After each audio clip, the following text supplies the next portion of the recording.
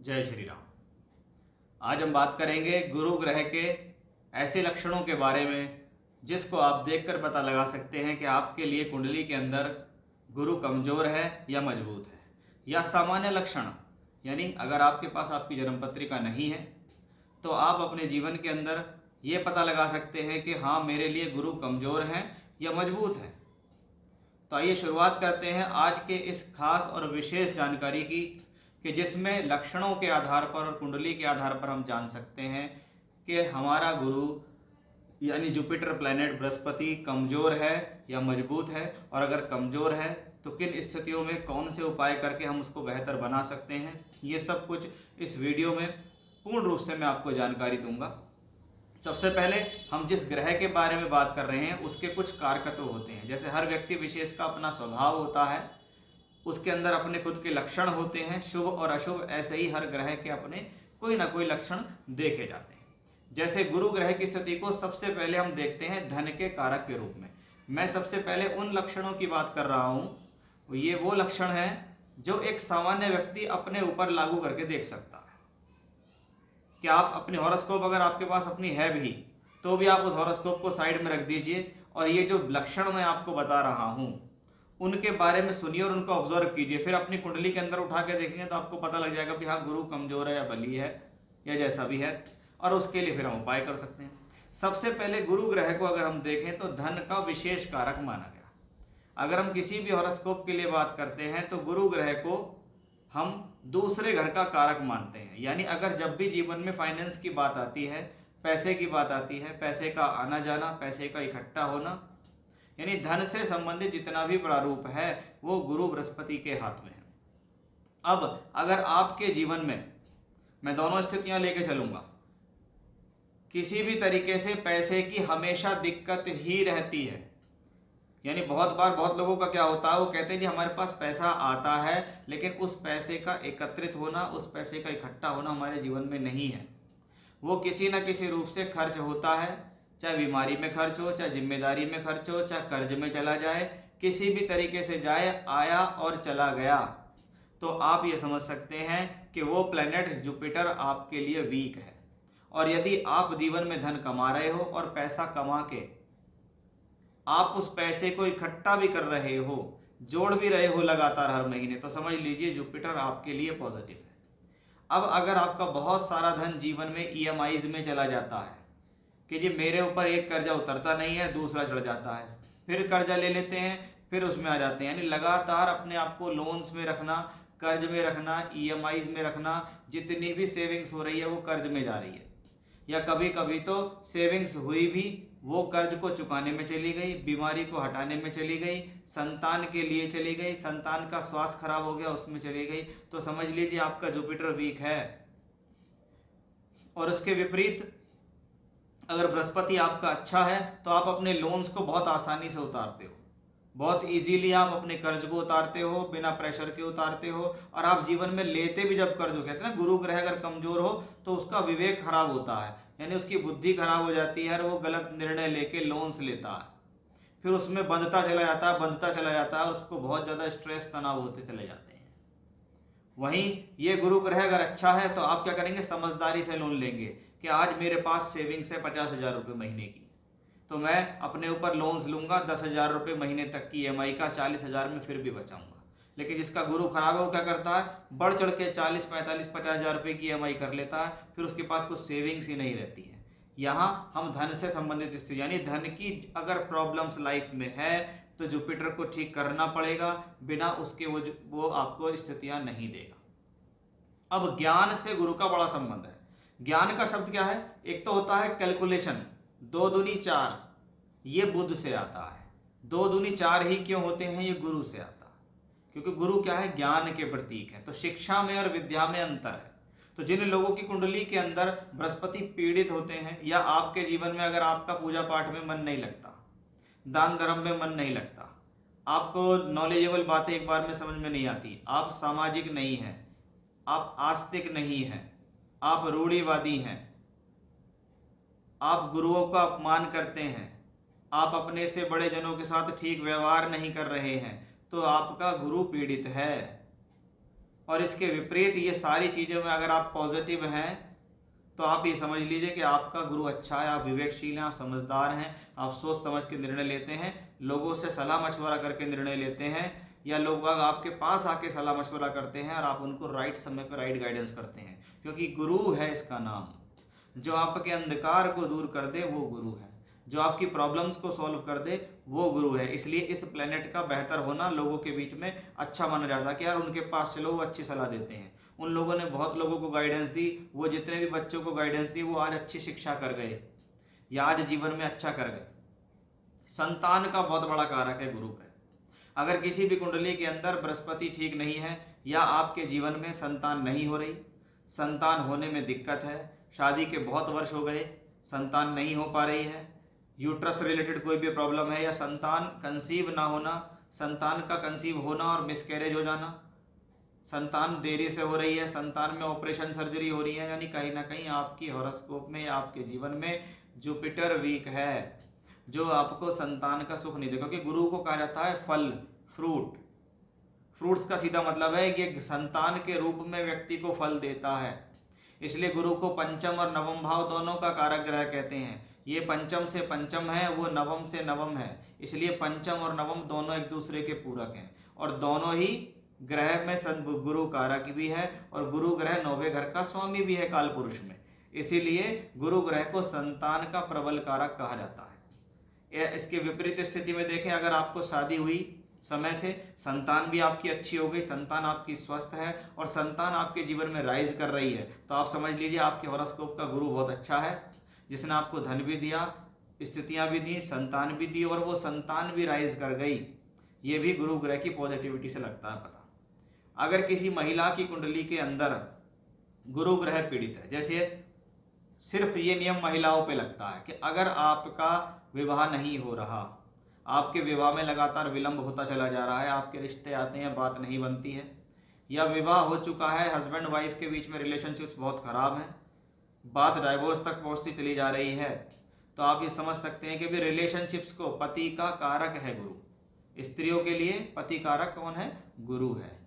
वो रिश्ते मेंटेन अगर नहीं हो रहे हैं तो स्त्रियों के लिए गुरु खराब है। इसके विपरीत हस्बैंड वाइफ के रिलेशन अच्छे हैं, शादी जल्दी हो रही है, संतान आपकी अच्छी हो गई है, हस्बैंड से रिलेशनशिप्स अच्छी हैं आपकी, या आपकी शादी होने के बाद हस्बैंड राइज कर रहे हैं, तो आपके लिए कहीं ना कहीं गुरु अच्छे हैं। यानी स्त्रियों के लिए पति के सुख और दुख दोनों से देखा जाता है गुरु की स्थितियों को।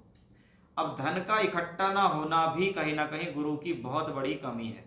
अगर जीवन में धन एकत्रित नहीं हो रहा और बहुत प्रयासों के बाद भी एकत्रित नहीं है और बिल्कुल हैंड टू माउथ है, भैया जितना आया चला गया, आया चला गया, तो ये आपके लिए बड़ी समस्या है कि जब तक नॉर्मल जीवन चल रहा है, छोटे छोटे खर्चे चल रहे हैं, ठीक है, जैसे ही बड़ा खर्चा जीवन में आया तो समझ लीजिए गुरु पीड़ित है। अब बहुत बार ऐसा क्या होता है, जैसे गुरु दोष या पितृदोष भी इसी श्रेणी में आते हैं। जो लोग लाख उपाय करने के बाद भी उनके जीवन में कुछ नहीं हो रहा है, तो इसका मतलब आपने पिछले जन्म में कोई ना कोई गुरु को श्रापित किया, या तो आपने गुरु को तंग किया, गुरु तुल्य पिता को तंग किया, दादा को तंग किया, स्कूल के अंदर शिक्षक को परेशान किया, या किसी ब्राह्मण का अपमान कर दिया, या किसी जो कुल देवता होते हैं उनका अपमान कर दिया। तो ऐसी स्थिति में गुरु रुष्ट होते हैं, और रुष्ट होने के बाद एक नहीं कई कई पीढ़ियों में वो दोष चलते चले जाते हैं कि क्या हुआ, दादा बहुत परेशान रहते थे, उसके बाद पिता भी परेशान रहे बहुत पूरी जिंदगी, फिर उसके बाद क्या हुआ, संतान जो हुई वो परेशान हो गई, फिर और जो बच्चे पैदा हुए वो भी परेशान हो गए। यानी लगातार हो रहा। अगर ऐसा जीवन में चलता आ रहा है तो आप अपने गुरु दोष की शांति कराओ, आप अपने पितृ दोष की शांति कराओ, तो आपको बहुत फायदा मिलेगा। इसको बहुत समझदारी से आपको समझना, क्योंकि धर्म से संबंधित है गुरु ग्रह। जितना ज़्यादा आप धर्म से जुड़ेंगे, जितना ज़्यादा आप आस्तिक साथ पूजा से, पाठ से, दान से, धर्म से, मान से, सम्मान से, गुरुओं के ज्ञान से समझेंगे, उतना आपके लिए जुपिटर स्ट्रांग होगा। तो इन लक्षणों से आप सामान्य तौर पर भी पता लगा सकते हो कि भाई मैंने आपको जो चीज़ें नेगेटिव बताई, अगर ऐसा है तो समझ लीजिए गुरु आपका खराब है, और पॉजिटिव बताइए अगर ऐसा है तो वो आपके लिए अच्छा है। अब फॉर एग्जाम्पल कुंडली आपके पास है, सामान्य तौर पर 6, 8, 12 भाव के अंदर गुरु ग्रह को या किसी भी ग्रह को शुभ नहीं माना गया। शुभ ग्रहों का खराब भाव में जाना अच्छा नहीं है। अब गुरु अगर 6ठे और 8वें में बैठता है तो दोनों ही जगह से वह धन भाव को दृष्टि जरूर देता है। छठे घर से नौवीं दृष्टि, आठवें घर से सप्तम दृष्टि, यानी धन का कारक होकर धन भाव को लगातार देखना, यानी जीवन में धन के आगमन तो बनेंगे, लेकिन वो छठे आठवें से देख रहा है, इसलिए जीवन में धन की तंगी भी दर्शाएगा। ऐसी स्थिति में गुरु छठे घर में हो, पीड़ित हो, नीच का हो, राहु केतु अक्ष पे हो, अशुभ ग्रहों के प्रभाव में हो, तो ऐसा गुरु फिर अपनी दशांतर दशा में व्यक्ति का नाश भी करता है।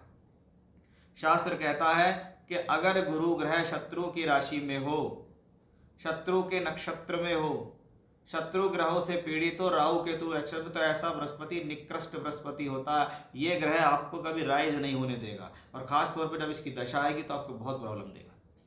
अगर गुरु आपका नीच का है कुंडली में तो कोई प्रॉब्लम नहीं है। अगर उसका नीच भंग राजयोग नहीं हो रहा है प्रबल तरीके से, भाई गुरु नीच का है शनि की राशि, शनि कर रहे हैं नीच भंग राजयोग, यानी शनि उसकी जिम्मेदारी ले रहे हैं। अगर वो शनि बली हैं तो आप गुरु की दशा में राइज करोगे, आप शनि की दशा में राइज करोगे, क्योंकि शनि तो ऑलरेडी बली है और उसने गुरु की जिम्मेदारी भी ले ली। उसके विपरीत अगर उसका नीचभंग राजयोग नहीं है और वो पीड़ित है तो वह और नुकसान करेगा। फिर वो धन का, सुख शांति का, पति के सुख का, संतान के सुख का, सब चीज़ों में आपको प्रॉब्लम देगा।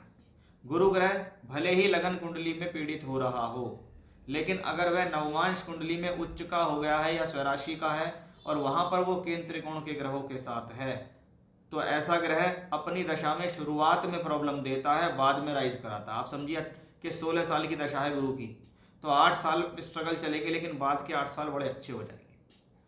खास तौर पे देखा जाता है कि गुरु शनि की राशि में नीच के होते हैं, इसलिए गुरु का शनि से संबंध में बहुत ज़्यादा होना चाहिए। अगर आप देखें कि काल पुरुष की कुंडली में गुरु भाग्येश हैं और शनि कर्मेश हैं, यानी गुरु और शनि आपस में अंदरूनी रूप से क्या है, कर्मादि धर्माधिपति राजयोग बनाते हैं। लेकिन इसमें डिपेंडेंट यही है कि नीचभंग राजयोग का नियम जब ही ज़्यादा फलित होगा जब नीचभंग राजयोग करने वाला प्लैनेट बली होना चाहिए। गुरु का केतु के साथ होना शुभ है, क्योंकि केतु को मोक्षकारी या अध्यात्म का ग्रह कहते हैं, लेकिन गुरु राहु के साथ हो तो गुरु चांडाल दोष बनता है। अगर ये कॉम्बिनेशन शत्रु की राशि में बन जाए, जैसे गुरु के लिए जो भी शत्रु की राशियां हैं, शनि की राशियां हैं या शुक्र की राशियां हैं, तो उसमें राहु के साथ इसकी निकटता बहुत खराब होती है। फिर व्यक्ति जीवन में अपनी बल पे अपने ही नुकसान करने शुरू कर देता है। वो सुनता सबकी है, करता अपने मन की है, वो किसी की नहीं सुनता है। गुरु चांडाल दोष के लिए मैंने अलग से वीडियो बनाए थे, आप उसको देखिएगा तो आपको समझ में आएगा कि एग्जैक्टली गुरु चांडाल होता क्या है। इसलिए ये सब चीज़ें गुरु की स्थितियां हैं, तो गुरु को चेक करना बहुत जरूरी है, क्योंकि ये मोस्ट इंपॉर्टेंट प्लैनेट है कुंडली का। अगर ये ठीक है तो जीवन की बहुत सारी चीज़ें ठीक हैं, और ये ठीक नहीं है तो जीवन की बहुत सारी चीज़ें स्ट्रगल में निकल जाती हैं। फिर अगर प्रॉब्लम है तो ना यश मिलता, ना सम्मान मिलता, ना ख्याति मिलती, ना प्रसिद्धि मिलती, बहुत सामान्य जीवन बीत जाता है, पूरा जीवन स्ट्रगल में चलता चला जाता है। इसके विपरीत गुरु केंद्र त्रिकोण में बैठे, स्वराशि का होके बैठे, मित्र की राशि का होके बैठे, केंद्र त्रिकोण के स्वामी के साथ बैठे, अस्त ना हो, राहु केतु अक्ष पे ना हो, अशुभ ग्रह की राशि में ना हो, नीच ना हो, पीड़ित ना हो, तो ऐसा ग्रह अपनी दशा में राजयोग धनयोग के फल देता है। अब उपाय के स्वरूप पे देखें तो सबसे पहले सबसे साधारण चीजों को लेकर चलते हैं, गुरु का बीज मंत्र। गुरु का बीज मंत्र क्या कहता है? गुरु का बीज मंत्र कहता है कि भी मंत्र है जैसे ओम ब्रह्म बृहस्पति नमः, पहला मंत्र। दूसरा मंत्र है ओम ग्राम ग्रीम ग्रोम स गुरुवे नमः। आप कोई भी मंत्र कर लीजिए, इसको हमेशा शुक्ल पक्ष में करना चाहिए, शुरुआत बृहस्पतिवार के दिन से करना चाहिए। हल्दी की माला या तुलसी की माला से जपेंगे सुबह के समय तो आपके लिए बहुत अच्छा रहेगा।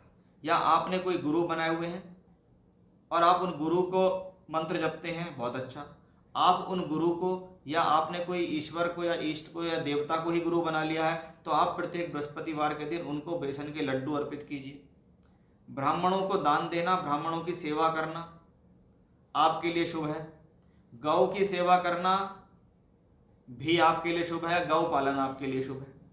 और खास तौर पे मैं आपको बता दूं, अगर बृहस्पति कुंडली के अंदर पीड़ित अवस्था में ज़्यादा माना जाता है तो मैंने बहुत बार देखा है ऐसे लोगों का जो शरीर है वो मेंटेन नहीं रहता, डिसबैलेंस शरीर होता है, बहुत पतला या बहुत मोटा, डिसबैलेंस रहते हैं ऐसे लोग। साथ ही साथ लीवर की प्रॉब्लम, कोलेस्ट्रॉल की प्रॉब्लम, डायबिटीज़ की प्रॉब्लम, मोटापे से संबंधित रोग भी गुरु ग्रह की वजह से ही देखे जाते हैं अगर गुरु आपके लिए पीड़ित है।